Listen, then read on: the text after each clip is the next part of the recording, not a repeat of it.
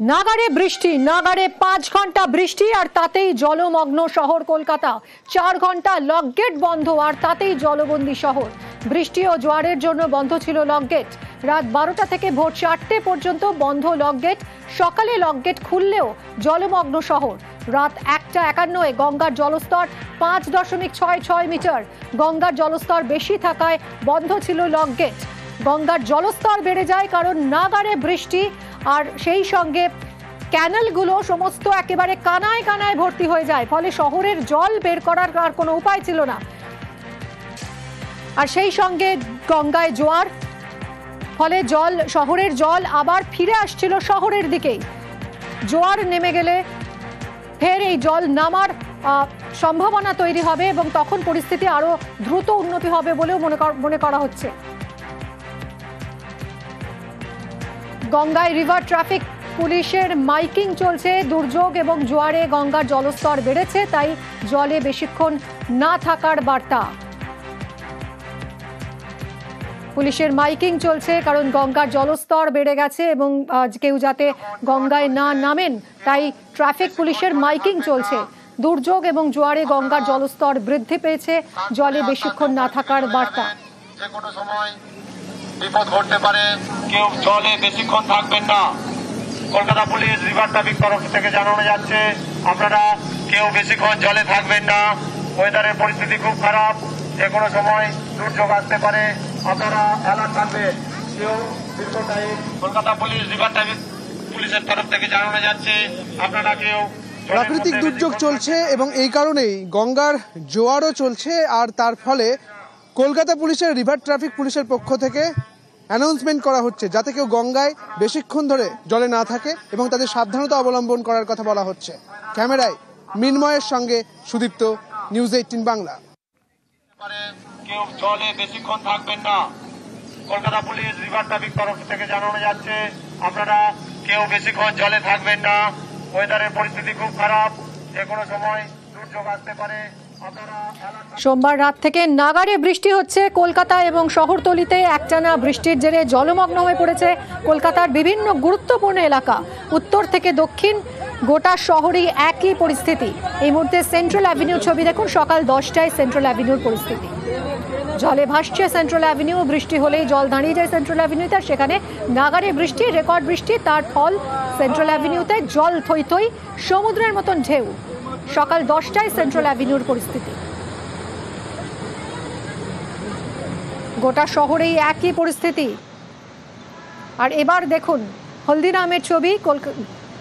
বিমানবন্দর এলাকার হলদিরাম, সেখানে সকাল 10টায় এই পরিস্থিতি।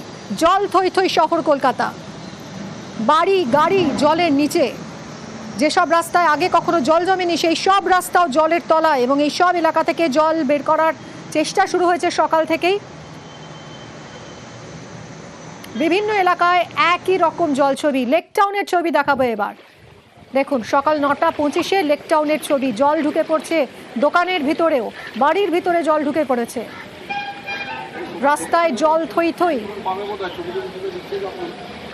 1978 এইরকম পরিস্থিতি হয়েছিল সেপ্টেম্বরের কলকাতায়। গত 4 দশকে সেপ্টেম্বরে এত বৃষ্টি হয়নি। এবার দেখাবো বিধাননগরের ছবি আপনাদের। সল্টলেক পুরোপুরি জলমগ্ন। সল্টলেকের রাস্তা জলের তলায়। রাস্তা না নদী বোঝা দায়। বিধাননগর সকাল 11টার ছবি দেখুন।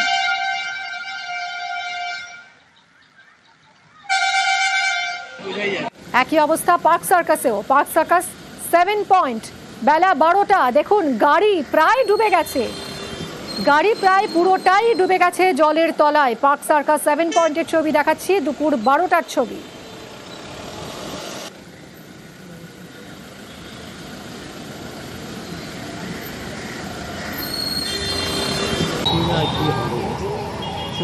এবার দেখুন রবীন্দ্র সদনের ছবি। বেলা 12:30। বেলা 12:30টায় রবীন্দ্র সদন চত্বর। জল থই থই অবস্থা সেখানে। রাস্তা ভাসছে আর এই জল পেরিয়েই দুর্ভোগের যাতায়াত।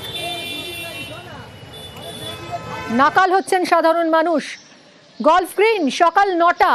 দেখুন গাড়ি স্কুটার জলের নিচে। গাড়ির চাকা প্রায় ডুবে গেছে জলের তলায়। জল থই থই শহর, তীব্র যান যন্ত্রণা।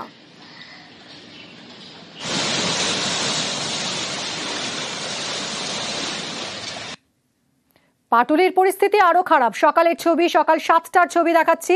দেখুন, প্রায় হাঁটু জল। পাটুলিতে বাড়ির ভিতরেও জল ঢুকে গেছে। পাটুলির ছবি সকাল 7টায়। জল থই থই কলকাতা। রেকর্ড বৃষ্টি হয়েছে, 5 ঘন্টার টানা বৃষ্টি রাত 12টা থেকে। আর এই মুষলধারায় বৃষ্টি, আর সেই বৃষ্টিতেই জলবন্দী হয়ে পড়ে শহর কলকাতা এবং শহরতলি। একের পর এক রাস্তার ছবি দেখাচ্ছি আপনাদের। ইকবালপুরে কোমর ছাড়িয়ে জল উঠে এসছে উপরে। এতটাই খারাপ পরিস্থিতি ইকবালপুরে, প্রায় বুক সমান জল। ইকবালপুরের ছবি, সকালের ছবি। গাড়ি প্রায় ডুবে যায় অবস্থা।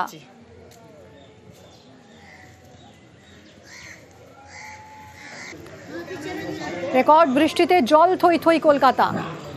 5 ঘন্টায় রেকর্ড বৃষ্টি হয়েছে কলকাতায়। তার ফলে জলমগ্ন কলকাতার বিস্তীর্ণ এলাকা। জলবন্দী শহর, রাস্তা যেন নদী। তীব্র যান যন্ত্রণা। রাত 12টা থেকে ভোর 5টা পর্যন্ত কোথায় কতটা বৃষ্টি হয়েছে দেখুন।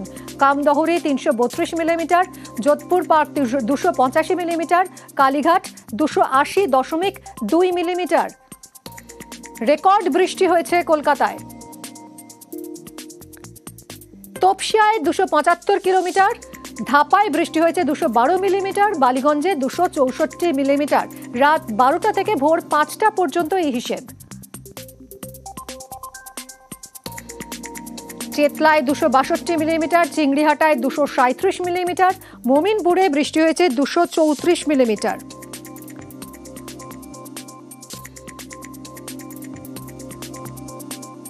গত প্রায় 4 দশকে সেপ্টেম্বর মাসে এতদিনে এতটা বৃষ্টি হয়নি একদিনে। পামার ব্রিজ 217 মিলিমিটার, উল্টোডাঙ্গায় 207 মিলিমিটার, ট্যাংরায় 196 মিলিমিটার বৃষ্টি হয়েছে।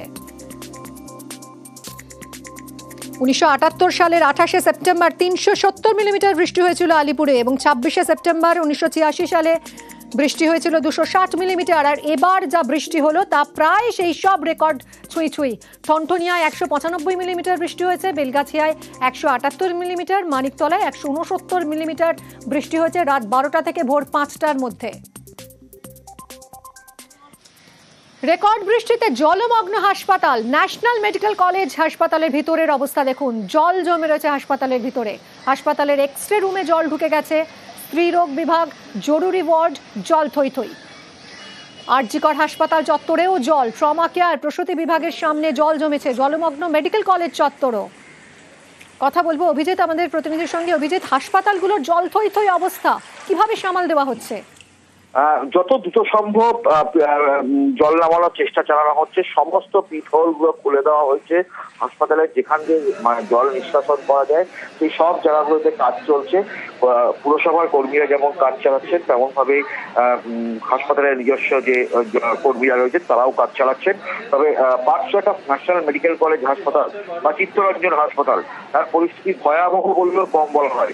এমার্জেন্সি থেকে শুরু করে এমার্জেন্সির সামনে থেকে গাইনি ডিপার্টমেন্ট, সর্বত্র মেডিসিন ডিপার্টমেন্ট প্রায় কোমর সমান জল ছিল। সেই কোমর সমান জল এখন কমে হাঁটুর সমান এসেছে।